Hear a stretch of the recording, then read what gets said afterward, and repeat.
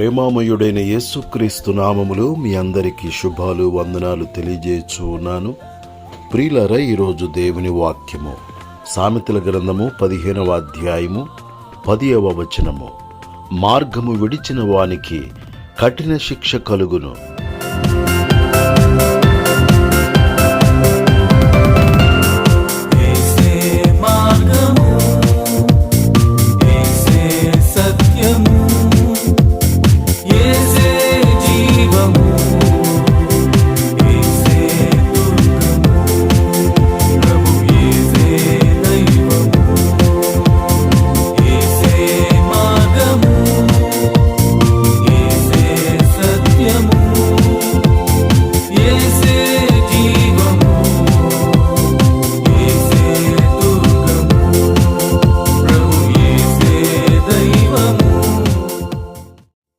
ప్రియులారా, మనమందరమును గొర్రెల వలె త్రోవ తప్పిపోతిమి.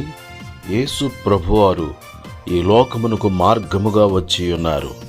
యేసు, నేనే మార్గమును సత్యమును జీవమునై ఉన్నాను, నా ద్వారానే తప్ప ఎవడును తండ్రి యొద్దకు చేరలేడు అని దేవుని వాక్యము సెలవిచ్చుచున్నది.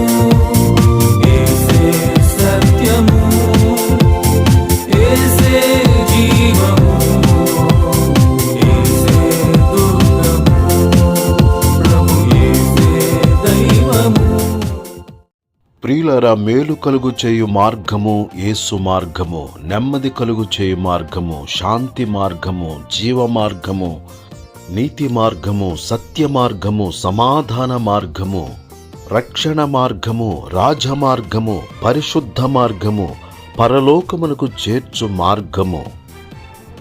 యేసు అనే ఈ ఇరుకు మార్గములో పోరాడుడి, ప్రవేశించి కడవరకు పయనించుదుముగాక. మార్గము విడిచి తిరుగువాడు ప్రేతల గుంపులో కాపురముండును. నీతి మార్గమును అనుసరించుచు అనేకులను ఈ మార్గము వైపు మళ్లించి నక్షత్రముల వలె నిరంతరము ప్రకాశించుదుముగాక. మార్గము తప్పి తిరుగు చుక్కలుగా ఉండక చక్కగా దేవుని మార్గములో నడుచుదుముగాక. తద్వారా శిక్షను తప్పించుకొందుముగాక, యుగయుగాలు జీవించుదుముగాక. దేవుడి మాటలు మన కొరకు దీవించునుగాక. ఆమేన్.